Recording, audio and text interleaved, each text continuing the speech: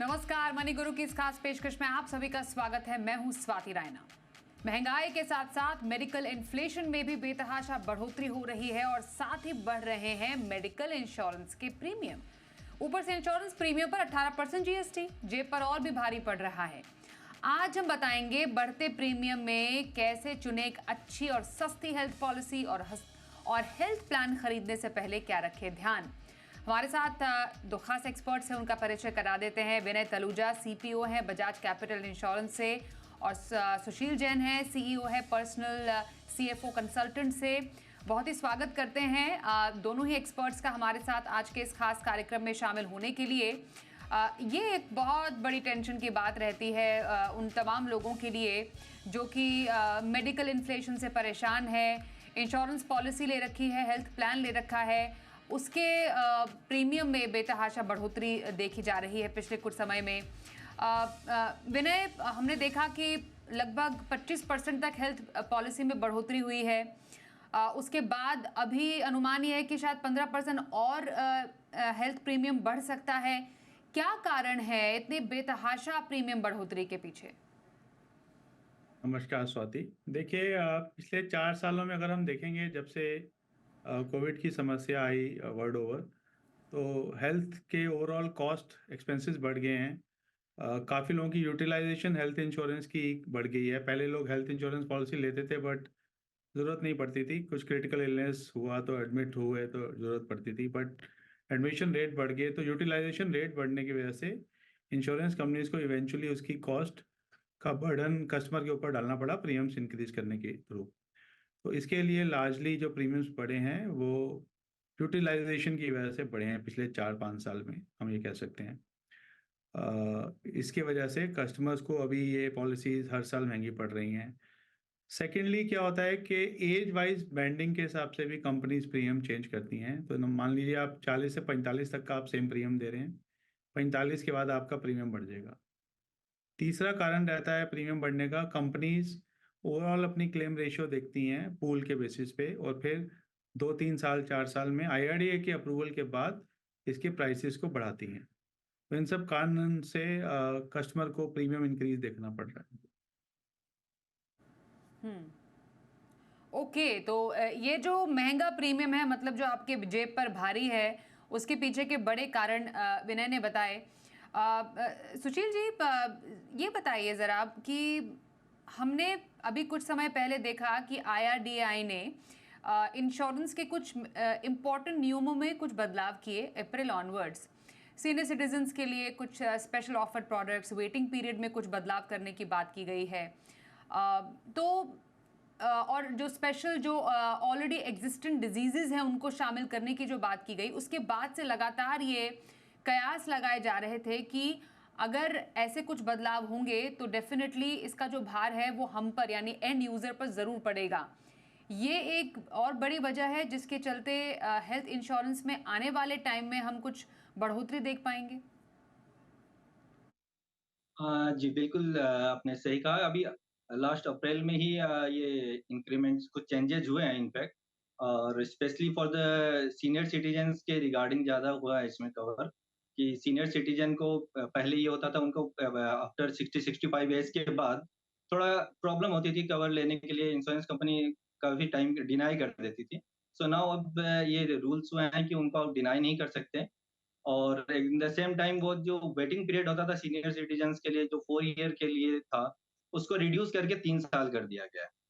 So obviously ये impact तो आएगा, प्रीमियम पे भी आएगा, और मे बी वो प्रीमियम सीनियर सिटीजन का जो प्रीमियम है, लायबिलिटीज़ जो क्लेम्स बढ़ेंगे उनके, वो हो सकता है ओवरऑल कंपनी अपनी प्रॉफिटेबिलिटी से एडजस्ट करे दूसरे एज ब्रैकेट में भी।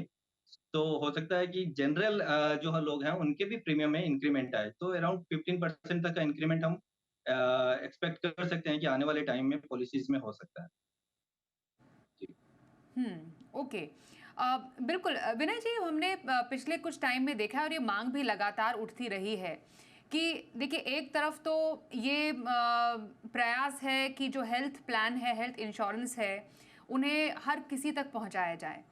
जो बड़े ना सिर्फ बड़े शहर बल्कि छोटे शहरों में हर एक जो लास्ट माइल कनेक्टिविटी जिसे कहते हैं वो हेल्थ प्लान में होनी ज़रूरी है, क्योंकि जितना दायरा होना चाहिए आज के समय में इंश्योरेंस का वो अभी तक हम नहीं अचीव कर पाए हैं।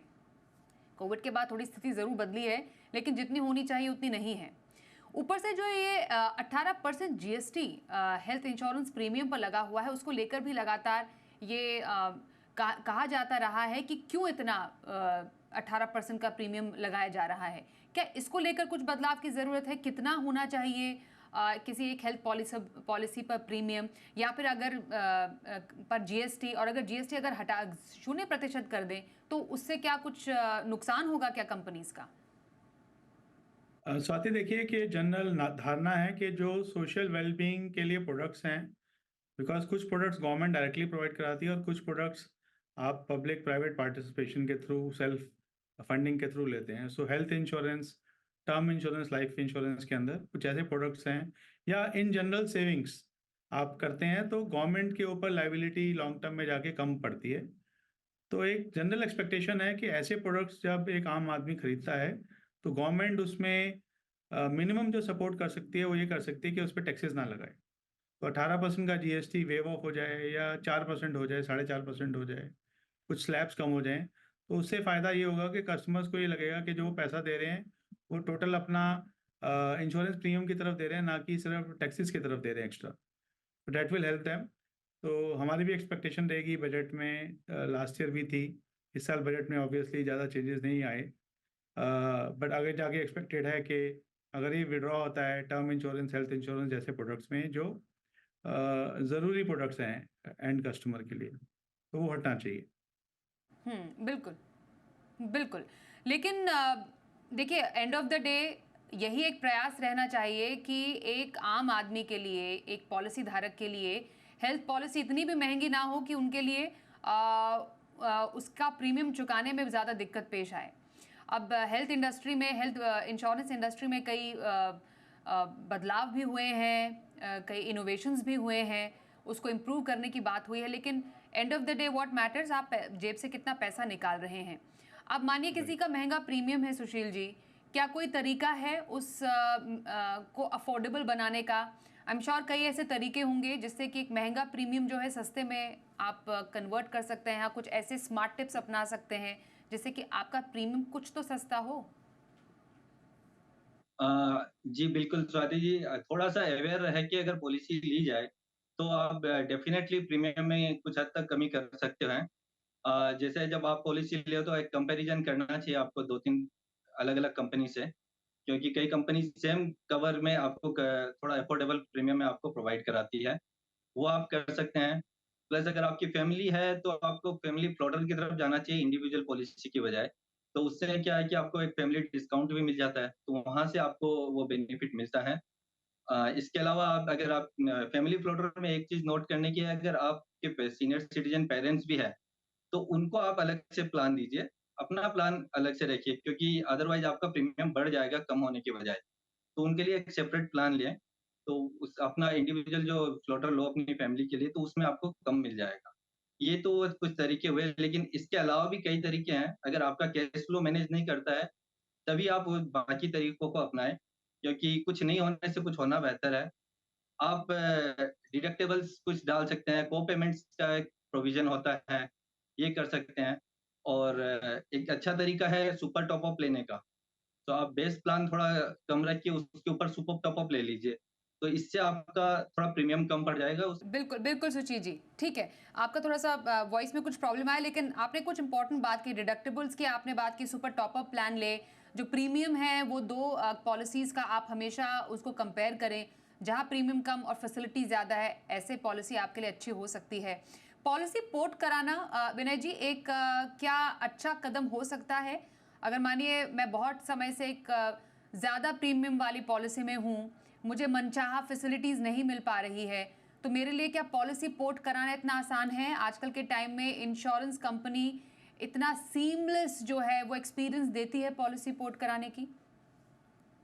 ज़रूर स्वाति, देखिए IRDA ने समय टू टाइम काफ़ी रेगुलेशंस लेके आए हैं जिसके अंडर पोर्ट जो एक सुविधा अवेलेबल है, अगर एक customer already health insurance policy चला रहा है कहीं और से, कंपनी ए से अगर वो चला रहा है और वो कंपनी ए की सर्विसेज से या कंपनी ए की प्राइसिंग से खुश नहीं है, तो वो उसको सेम फीचर्स के साथ, बेनिफिट्स के साथ, प्री एग्जिस्टिंग डिजीज़ की कवरेज का जो एक पीरियड होता है, वेटिंग पीरियड, उसको बैकडेट से कंटिन्यू करा के वो कंपनी बी में पोर्ट आउट कर सकता है।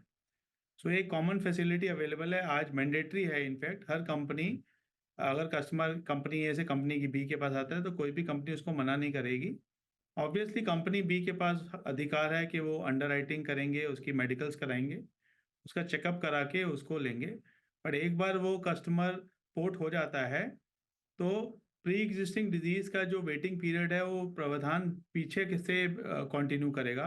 तो अगर आपका 3 साल का वेटिंग पीरियड था एग्जांपल प्री एग्जिस्टिंग के लिए, और 2 साल ऑलरेडी हो चुके हैं, तो बचा हुआ 1 साल ही सिर्फ यहाँ पे एप्लीकेबल होगा।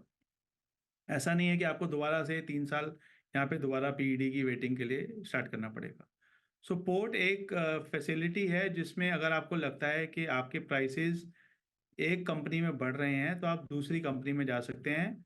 उससे भी ज़्यादा इम्पोर्टेंट है, अगर आपको लगता है कि आपकी पुरानी पॉलिसी ऑब्सोलीट हो चुकी है, नए फीचर्स के साथ अवेलेबल नहीं है और ज़्यादा अच्छे प्रोडक्ट्स अवेलेबल हैं जिसमें आपको कवरेज ज़्यादा मिल रही है, फीचर्स ज़्यादा मिल रहे हैं, तो आप उसको उस सिचुएशन में भी पोर्ट कर सकते हैं। क्योंकि आप सिर्फ प्राइस के ओके, तो पॉइंट से मत पोर्ट देखिए, करना कई एक बार हो सकता है हाँ 10% एक्स्ट्रा हाँ देके आपको फीचर्स हाँ हाँ डबल मिल रहे हैं।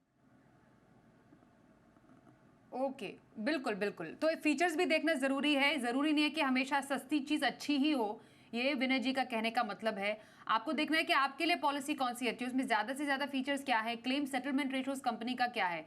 अगर वो थोड़ा ज़्यादा दाम में भी आए तो शायद उसमें कोई गुरेज नहीं होना चाहिए, लेकिन फिर भी एक सस्ती पॉलिसी या अच्छा प्रीमियम वाली पॉलिसी लेना आपका अधिकार भी बनता है। और ऐसे कुछ इनोवेशन सुशील जी हमने देखा है इंश्योरेंस सेक्टर की तरफ से हुए हैं। कई सारे ऐसे प्लान्स या ऐसे ऑफरिंग्स आती है कि आप जितने आप फिट रहेंगे उतना आप कम प्रीमियम दें, ये भी बीच में, और अलग अलग ऑफर्स हम देखते आए हैं। क्या ये और ज़्यादा ऐसे कुछ तरीके के इनोवेशंस की ज़रूरत है आजकल के टाइम में इंश्योरेंस कंपनीज की तरफ से, जिससे कि लोग कम से कम प्रेरित हो हेल्दी रहने के लिए? ये काफ़ी इंपॉर्टेंट पॉइंट है जिसको ध्यान में रखने की ज़रूरत है। And also no claim bonus, क्या नो क्लेम बोनस भी एक तरीका है जिससे कि आपका जो जब फॉरवर्ड होता है, आपका कैरी फॉरवर्ड होता है आपका प्रीमियम, उसमें आपको क्या कम प्रीमियम देना पड़ता है फॉलोइंग द ईयर, जिस साल आप अपना जो बोनस है वो क्लेम नहीं करते हैं? जी स्वाति जी, जैसे नो क्लेम बोनस का अगर आप कह रहे हैं, तो नो क्लेम बोनस में 2 तरीका, एक तो प्रीमियम कम होता है, कई कंपनी प्रीमियम को रिड्यूस कर देती है, और कॉमनली आजकल ये चल रहा है कि आपका सम एश्योर्ड बढ़ जाता है। सो सपोज आपका 10 लाख का है तो आपको मे बी 20%, 50%, 30% अलग-अलग ईयर के हिसाब से आपको सम एश्योर्ड एक्यूमुलेट होते रहता है।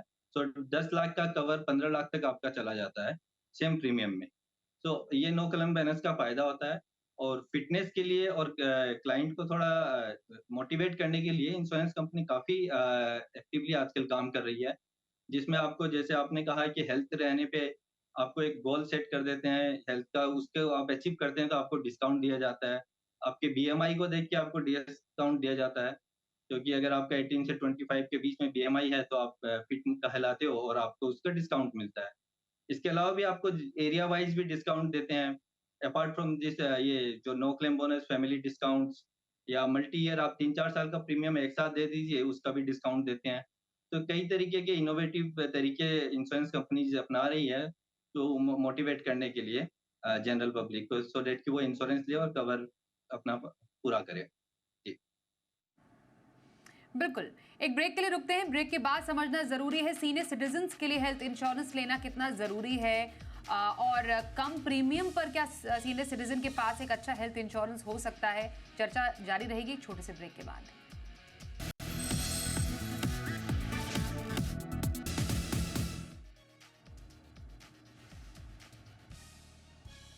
महंगा प्रीमियम, अब उसकी नो टेंशन, इस पर चल रही है खास चर्चा। आप सस्ता बीमा यानी सस्ता प्रीमियम वाला अच्छा हेल्थ प्लान कैसे ले सकते हैं, इस पर हम बातचीत कर रहे हैं। बजाज कैपिटल इंश्योरेंस से विनय तलूजा हमारे साथ हैं और साथ ही पर्सनल CFO कंसल्टेंट से सुशील जैन से हमारी बात चल रही है।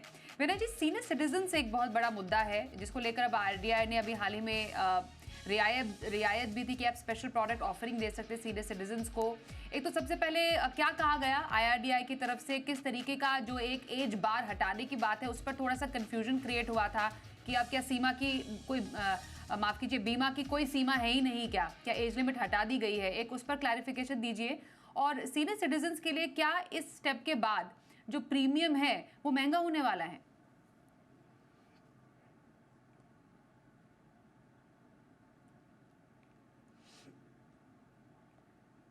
ऐसा नहीं है कि पहले सीनियर सिटीजन्स के पास विकल्प अवेलेबल नहीं थे हेल्थ इंश्योरेंस लेने के लिए। इंश्योरेंस कंपनीज ने क्या किया हुआ था, नॉर्मली 60 साल तक वो नॉर्मल जो पॉलिसीज थी वो प्रोवाइड कराते थे, 60 साल एंट्री एज पे। बट कोई अगर 50 साल से स्टार्ट किया है और आज 70 साल पे है तो वो पॉलिसी कंटिन्यू कर सकते हैं। बट IRDAI ने अभी क्या जो चेंज रिकमेंड किया है कि आप जो एंट्री एज की लिमिट है 60 साल या 55 साल जो कुछ कंपनीज लगाती थी, वो लिमिट आप हटा दीजिए। तो इसका मतलब ये है कि अब आप 65 साल पे भी उसी पॉलिसी में जो एक 30 साल वाला आदमी पॉलिसी ले रहा है, सेम प्रोडक्ट को एक 65 साल वाला भी खरीद सकता है। Obviously insurance companies age wise premiums अलग रखेंगी, बट मैं जो इससे कह रहा था कि सीनियर सिटीजन्स के लिए पहले एक अलग से सेगमेंट अवेलेबल था जिसमें कंपनी 60 एंड अबव के लिए नॉर्मली वो प्रोडक्ट अवेलेबल कराती थी, प्रोवाइड कराती थी। उससे मेरे हिसाब से फ़ायदा क्या था कि एक दो अलग सेगमेंट्स थे। अप टू 60 एंट्री एज एक सेगमेंट था जिसमें आप 30-25 साल से 18 साल से स्टार्ट करके 60 साल तक कोई भी खरीद सकता है, और अगर 60 के बाद भी वो कंटिन्यू करते हैं तो वो पॉलिसी को चला सकते हैं। और कोई फर्स्ट टाइम अगर 60 के बाद एंटर करना चाहता है तो उनके लिए एक अलग से सेगमेंट था, स्पेसिफिक सेगमेंट था। तो उसका फ़ायदा क्या था कि वो प्रोडक्ट स्पेसिफिकली सीनियर सिटीजन्स को माइंड में रखते हुए बनाया गया था, उसके अंदर फीचर्स बेनिफिट्स उस हिसाब से प्रोवाइडेड थे। तो अभी ये देखना बाकी है, इट्स टू अर्ली टू से कि जो ये प्रोडक्ट IRDAI ने चेंजेस रिकमेंड किए हैं इससे एक्चुअली में फ़ायदा होगा या नुकसान होगा या स्टेटस को रहेगा। इन जनरल कस्टमर्स को ज़रूर लगेगा कि अब सीनियर सिटीजन्स के लिए वाइडली अवेलेबल प्रोडक्ट्स अवेलेबल हैं। पहले अगर 10 में से सिर्फ 2 प्रोडक्ट सीनियर सिटीजन के लिए थे, अब 10 के 10 प्रोडक्ट सीनियर सिटीजन के लिए अवेलेबल होंगे। तो डेफिनेटली ये एक वेलकम मूव है टूवर्ड्स लिबरलाइजेशन कि सीनियर सिटीजन्स को ज़्यादा प्रोडक्ट्स अवेलेबल हों। चॉइस सीनियर सिटीजन की रहेगी कि वो एक सीनियर सिटीजन एक्सक्लूसिव प्रोडक्ट लेना चाहते हैं जिसमें ज़्यादा फीचर्स रहेंगे, उनकी एज और उनकी मेडिकल कंडीशंस को देखते हुए वो प्रोडक्ट बनाए जाते हैं, या एक नॉर्मल प्रोडक्ट जिसमें 30 साल वाला 40 साल वाला आदमी भी ले सकता है, वो प्रोडक्ट को लेना चाहते हैं। तो कॉल एंड में कस्टमर की रहेगी कि वो क्या प्लान लेना चाहते हैं। ये क्लैरिफिकेशन है IRDAI के। ओके बिल्कुल। और सुशील जी, जो एक फैसिलिटी जिस पर काफ़ी ज़्यादा जोर दिया गया वो ये भी था कि प्रीमियम कई बार ज़्यादा होता है या आप एक साथ सारा प्रीमियम नहीं दे पाते हैं, तो उसमें एक EMI फैसिलिटी आप टुकड़ों में प्रीमियम को दीजिए।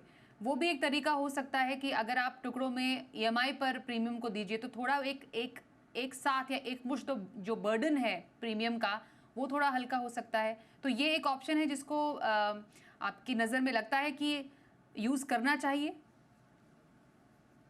देखिए, जैसा कि मैंने कहा, कुछ नहीं होने से होना बेहतर है। अगर आप बिल्कुल ही आपका कैश फ्लो अलाउ नहीं कर रहा है एक साथ देने का, तो आप ये EMI का वे अपना सकते हैं।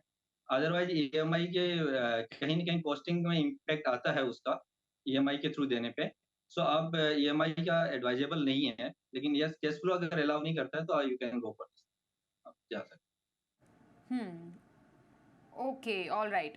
अब शो के अंत में विनय जी, ये समझना ज़रूरी है कि एक अच्छी हेल्थ इंश्योरेंस पॉलिसी लेनी है जिसमें आपके मन पसंदीदा जितने भी फीचर्स हो वो भी अवेलेबल हो, प्रीमियम भी आपकी पसंद का हो अगर ऐसा पॉसिबल है, और सभी पैरामीटर्स को टिक करता हो, सभी बॉक्सेस को चेक करता हो। तो ऐसा हेल्थ प्लान या ऐसी हेल्थ पॉलिसी कोई कैसे ले सकता है? किन बातों का ध्यान में रखते हुए एक अच्छे हेल्थ इंश्योरेंस प्लान को चुनना चाहिए? श्योर।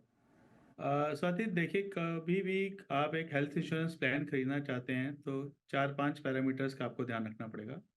सबसे इम्पोर्टेंट है आपको डिसाइड करना है कि मुझे कितना कवरेज चाहिए। आज से 10 साल पहले हम 3 लाख 5 लाख सम एश्योर्ड की बात करते थे।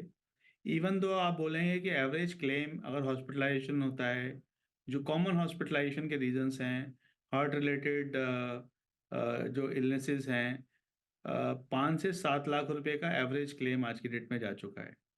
तो जो पहले कस्टमर्स 3 से 5 लाख की पॉलिसी में संतुष्ट थे, अब 5 लाख का क्लेम कम पड़ेगा। फिर मल्टीपल इंसिडेंट्स फैमिली में अगर आप फ्लोटर ले रहे हैं तो बढ़ सकते हैं। कोविड के टाइम पे हमने देखा है लोगों का 10 से 15 लाख रुपए का भी क्लेम आया है। ऑब्वियसली ऐसे क्लेम्स बार बार नहीं आते हैं।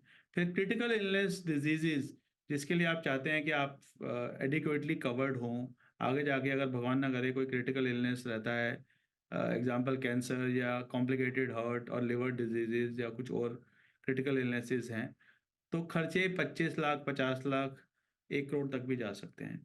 इसके अलावा आपको ये भी देखना है कि क्या आप ट्रीटमेंट इंडिया में कराना चाहते हैं या ट्रीटमेंट अब्रॉड कराना चाहते हैं। तो काफ़ी सारे जो हाई नेटवर्थ इंडिविजुअल्स हैं, उनको लगता है कि अच्छी हेल्थ केयर शायद इंडिया में अवेलेबल नहीं है, तो उनको ये ऑप्शन चाहिए कि वो बाहर जाके कनाडा में, यूएस में या सिंगापुर में जाके वो ट्रीटमेंट्स कराएं। तो उसके लिए ज़रूरी है कि आप एक ग्लोबल हेल्थ इंश्योरेंस पॉलिसी खरीदें, जिसके अंदर मिनिमम 1 करोड़ से कवरेज स्टार्ट होता है और 6 करोड़ तक जाता है आज की डेट में। तो उसके हिसाब से भी आपका सम इंश्योर्ड डिसाइड होगा। बट एवरेज आज की डेट में अगर आप पूछेंगे तो हमारे जो क्लाइंट्स हैं 20-25 लाख का कवरेज लेते हैं और वो 1 से 2 करोड़ तक की कवरेज पे जाता है। कुछ साल पहले हमारे यहाँ डिबेट रहती थी कि आप बेस अलग लें और टॉपअप अलग लें ताकि उसका कॉम्बिनेशन ले लें। बट अभी काफ़ी सारी इंश्योरेंस कंपनीज ने प्रोडक्ट कॉम्बिनेशन ऐसा बनाया है कि आप 50 लाख का कवरेज लेंगे तो आपके वो 10 से 15 लाख के कवरेज से 10-15% ही ज़्यादा कॉस्ट करेगा। तो मेरी राय ये रहेगी कि आप 2 पॉलिसीज़ अलग-अलग लेने की बजाय हो सकता है आप 2-3 हज़ार रुपये प्रीमियम बचा लें उसमें, बट आपके लिए कन्वीनियंट रहेगा कि आप एक ही कवर 50 लाख रुपए का या 1 करोड़ रुपए का एक ही कंपनी से लें, ताकि क्लेम के समय आपको 2 जगह फ़ॉलो अप नहीं करना पड़ेगा और वो एक सीमलेस प्रोसेस रहेगा। देन कुछ फीचर्स अवेलेबल हैं जिसके अंदर hospital cash daily allowance extra मिलेगा, या अगर आपको रिस्टोरेशन बेनिफिट चाहिए कि मेरे अगर फैमिली में दोबारा मेरे को सेम इलनेस या मेरी फैमिली मेम्बर को दोबारा कोई इलनेस के लिए क्लेम लेना है, तो सेम ईयर में मेरा 10 लाख का या 20 लाख का जो कवर है वो क्या रिस्टोर हो सकता है। देन जैसे अभी आप नो क्लेम बोनस की बात कर रहे थे, तो क्यूमुलेटिव बोनस अभी काफ़ी हाई लेवल पे अवेलेबल हैं। कुछ प्रोडक्ट्स हैं जिसमें 10 लाख की पॉलिसी 1 करोड़ 10 लाख की बन जाएगी आने वाले 10 सालों में। तो आप स्टार्ट कर सकते हैं, अगर आप यंग एज पे हैं तो 10 लाख के कवर से स्टार्ट कर सकते हैं और 5 साल बाद वो 50 लाख बन जाएगी, 10 साल बाद वो 1 करोड़ बन जाएगी। प्लस इसके अंदर बेनिफिट ये है कि क्लेम लेने के बाद वो सम एश्योर्ड गिरता नहीं है। तो ये कुछ बेनिफिट्स हैं जो आप अपना ले सकते हैं। क्रिटिकल इलनेस के कुछ एडिशनल बेनिफिट्स होते हैं कि आप डोमेस्टिक कवर ले रहे हैं और उसके अलावा इंटरनेशनल कवर क्रिटिकल इलनेस के लिए अवेलेबल रहेगा। फिर सेकंड ओपिनियन के लिए कवर अवेलेबल है कि नहीं है। तो ये सब बेनिफिट्स एंड फीचर्स आप अपनी पॉलिसी में देख सकते हैं। ऑब्वियसली एक चीज़ और मैं ओके, ज़रूर तो ये बोलना कुछ चाहूँगा ज़रूरी कि बातें हैं। आपने प्राइस के बिल्कुल, लिए बिल्कुल, आज बिल्कुल, अपना कंटिन्यू। आपने हाँ जी, रखा है, तो प्राइस के पॉइंट से आप ज़रूर देखिए कि आज मैं अगर 30 साल से पॉलिसी स्टार्ट कर रहा हूँ, तो इसी पॉलिसी में अगले 25 सालों में प्रीमियम राइज़ कंपनी क्या प्रेडिक्ट कर रही है। वो आपको चार्ट बता देंगे कि करंट एज पे 50 साल वाले इंसान को क्या प्रीमियम देना है, 30 साल वाले को क्या प्रीमियम देना है। तो आप टोटल प्रीमियम अपना चेक करें। बिल्कुल, तो ये कुछ बातें हैं जिसको ध्यान में रखने की ज़रूरत है जिससे पहले आप एक अच्छी हेल्थ इंश्योरेंस पॉलिसी लें। हमने तमाम बारीकियां समझी। हमारे साथ आज के एक्सपर्ट शामिल हुए। धन्यवाद करेंगे विनय तलूजा और सुशील जैन, आप दोनों का हमारे साथ इस चर्चा में शामिल होने के लिए। रुकते एक ब्रेक के लिए, देखते रहिए जी बिजनेस।